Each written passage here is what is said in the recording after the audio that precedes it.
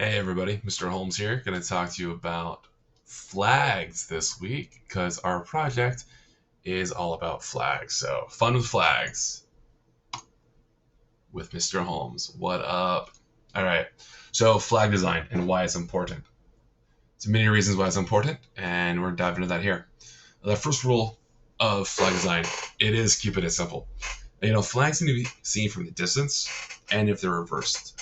Complicated designs, they're harder to recognize. Also, they're way more expensive to make. So here we see the flag of the Republic of Congo. Very recognizable, easy to see. If it's reversed, you can still understand what symbology they're trying to present to you. Whereas West Virginia here, man, they got text, they got small little people up there. You can't see that from far away. Second biggest rule is use meaningful symbolism. It can be in the form of the main graphic element, it can be the colors used, or even the shapes of the layout of the flag.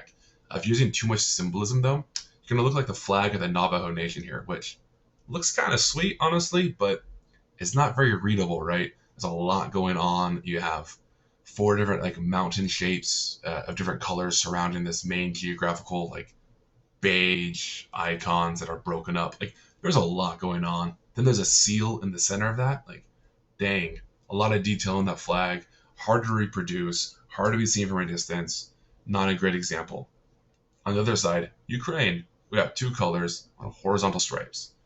Very simple and easy symbol to recognize, right? Third rule, we're going to use some basic colors. I'm going to suggest that you limit it to 2 to 3 basic colors in any variety of red, blue, green, black, yellow, and or white. Okay. Amsterdam is showing us here 3 strong colors makes a strong and good looking flag. Whereas this Chinese admiral's flag of 1882, they kind of got overboard. They said, "I love all the colors. I'm gonna throw them all on one flag," and then also a dragon in the corner. Yeah, didn't come out that well.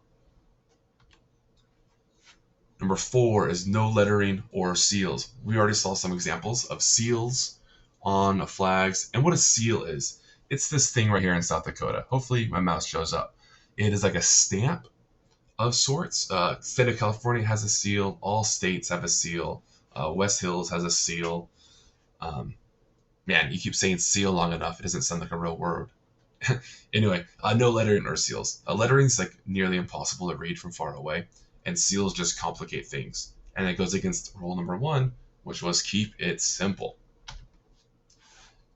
Number 5 is telling you to be distinctive or be related. Now, what? How can I be distinctive and yet relatable at the same time? We're going to ask that you avoid duplicating other flags directly because then you're not really doing much. You're just copying stuff, right? Doesn't count. But we're encouraging you to use the similarities to show how the flags connect. Um, so you can connect to other flags from your roots, from your origins, perhaps by looking at the symbols, maybe borrowing some symbols of their flag, or even the colors. Use the same colors in their flag as you will in yours, in order to show how like they're connected. We're gonna lean on some designs of other flags because there are a ton of flag designs that exist already in this world, right? So we might step on some toes design wise, but that's okay as long as you can make it unique and follow these rules and make it yours. Here we go, California Republic. So this is kind of an interesting example of a flag, right? So if you already watched the Edpuzzle, you're going to probably learn about the California Republic flag. We see 2 main colors, right? Red and white, bold colors. Good start. And then they added text, which is a big no-no.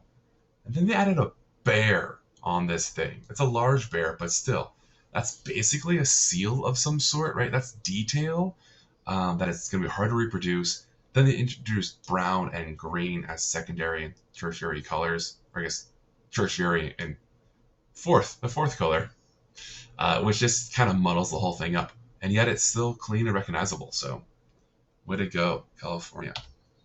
Here's another example. San Diego State. Here's their flag. They have numbers and a seal on it, while having 3 basic colors too. So, not the perfect example. Kind of hard to read from far away.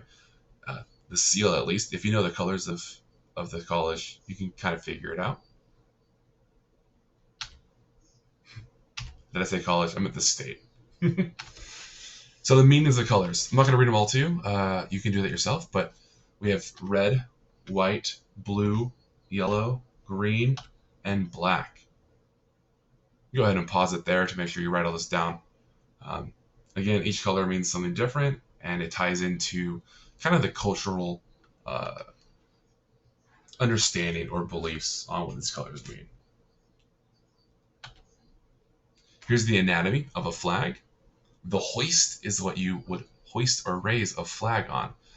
The canton is typically the top left part of the flag. That's where, like in the United States of America flag, that's where our stars are, right? They're in the canton. A field is referring to a solid color for the most part. On the USA flag, the field is stripes of white and red, right? But you can have a field of blue on top of a field of white or what have you. Just large swaths of a single color. Now for the project, the next thing you're going to do is you can take a look at this flag design maker, this link. Let's see if it follows through.